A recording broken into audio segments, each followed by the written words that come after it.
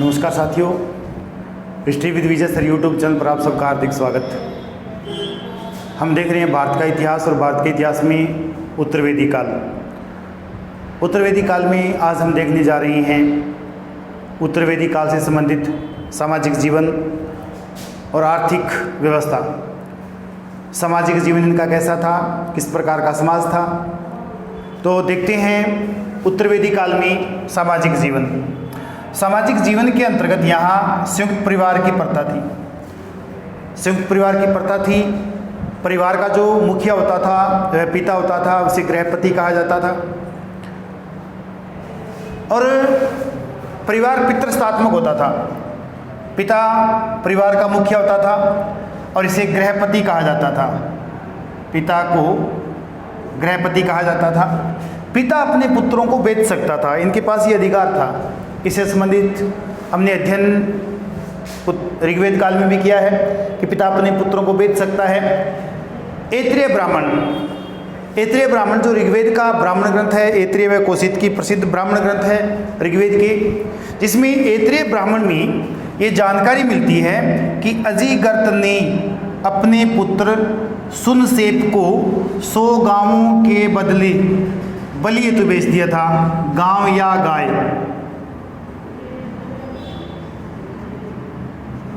100 गांवों के बदले बलि हेतु बेच दिया था।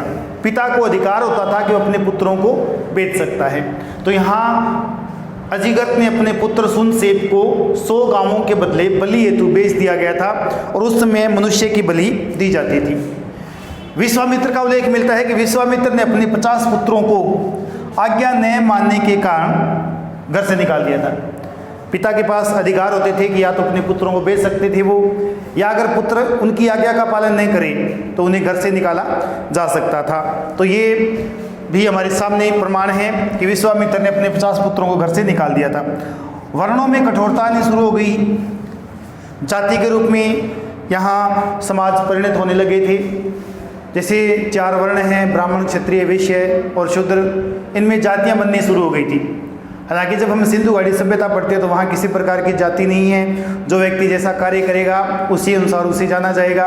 लेकिन यहाँ पहले वर्णों का निर्माण हो, उसके बाद वर्णों में जातियाँ बननी शुरू हो गई है। और वर्णों में जातियाँ बननी शुरू हुई है उत्तरवेदी काल में। क्वेश्चन पूछ लिया जा सकता है ये कि वर्णों के अंतर्गत जातियाँ बननी कब शुरू हुई थी, तो उत्तरवेदी काल में जातियाँ बननी शुरू हो गई थी। चारों वर्णों के संबोधन का जो तरीका है वो अलग अलग होता था।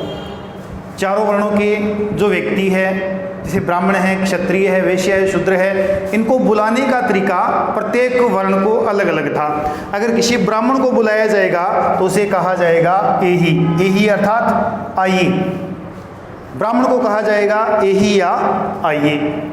क्षत्रिय को अगर बुलाना है तो उन्हें कहेंगे आगे ही या आओ। ब्राह्मण को आइए, क्षत्रिय को आगे ही या आओ। वैश्य को अगर बुलाया जाएगा तो आद्र, जल्दी आओ। आद्र अर्थात जल्दी आओ। अगर शूद्र को बुलाना है तो आधाओ, दौड़ कर आओ। यहाँ बुलाने का तरीका भी अलग अलग है। शतपथ ब्राह्मण में क्षत्रिय ब्राह्मण से श्रेष्ठ बताया गया है। शतपथ ब्राह्मण में क्षत्रिय को ब्राह्मण से श्रेष्ठ बताया गया है।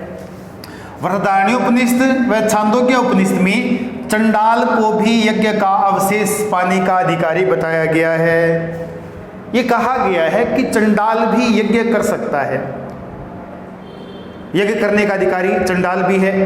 चंडाल को भी मुक्ति प्राप्त करने का अधिकार है। समाज में स्त्रियों की दशा अच्छी थी। हालांकि ये जो दशा है अथर्ववेद से पहले, या हम बात करें ऋग्वेद के बाद, या 1000 से 700-800 ईस्वी के आसपास महिलाओं की स्थिति अच्छी थी। इसके बाद हम अथर्ववेद का समाज पढ़ते हैं तो वहाँ महिलाओं को निम्न माना गया है। हालांकि जब हम शुरुआत की बात करते हैं ऋग्वेद के बाद, जब यजुर्वेद का समय है, यजुर्वेद के बाद सामवेद, इन वेदों का जो समय है, यहाँ महिलाओं की स्थिति में गिरावट देखी गई है। महिला को या तो जुए में जिताया जा सकता है या फिर मदिरा के बदले बेचा जा सकता है। ये महिलाओं की स्थिति हो गई थी।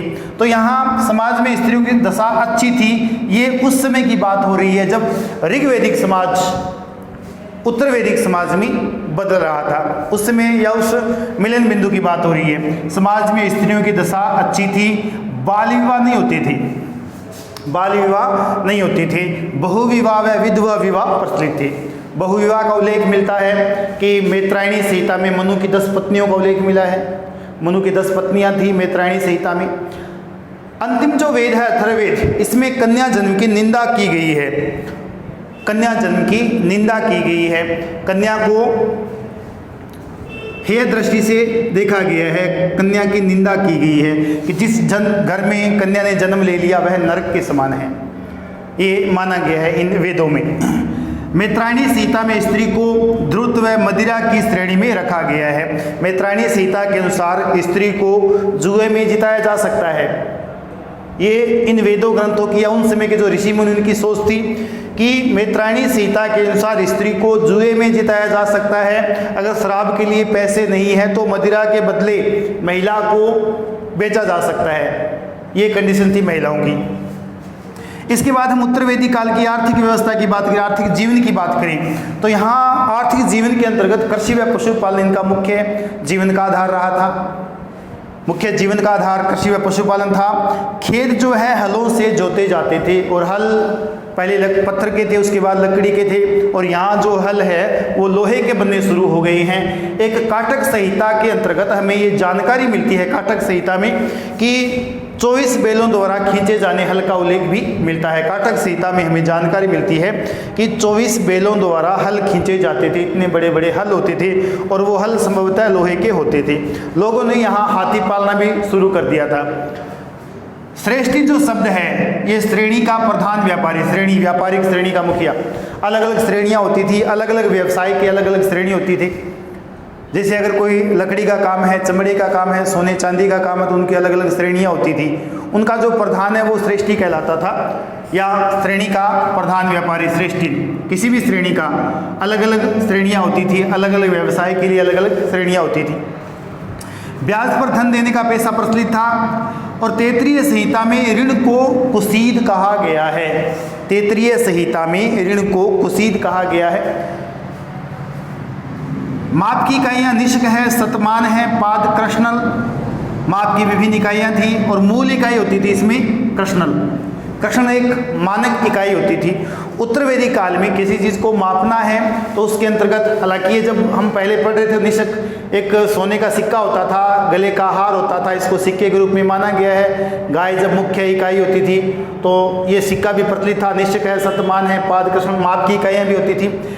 मुख्य जो बाट होता था, माप तोल का मुख्य जो बाट होता था, सबसे छोटी इकाई या सबसे महत्वपूर्ण जो इकाई होती थी वो होती थी रत्तिका व गुंजा। माप की इकाइयाँ होती थी। रत्तिका को तुला बीज भी कहा गया है और रत्तिका मुख्य इकाई होती थी। रत्तिका तोल की मुख्य इकाई रत्तिका होती थी।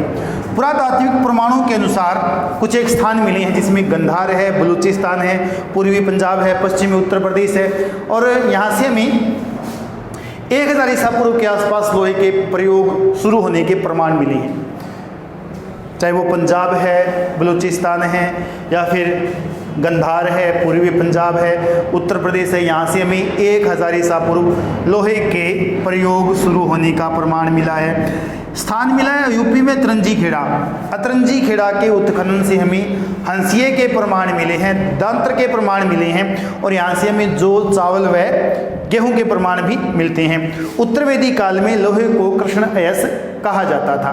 तो ये थी इनकी विशेष जानकारी। मिलते हैं अगले वीडियो में इनके धार्मिक व्यवस्था के साथ, धार्मिक जीवन के साथ। तब तक आप सबका बहुत बहुत धन्यवाद।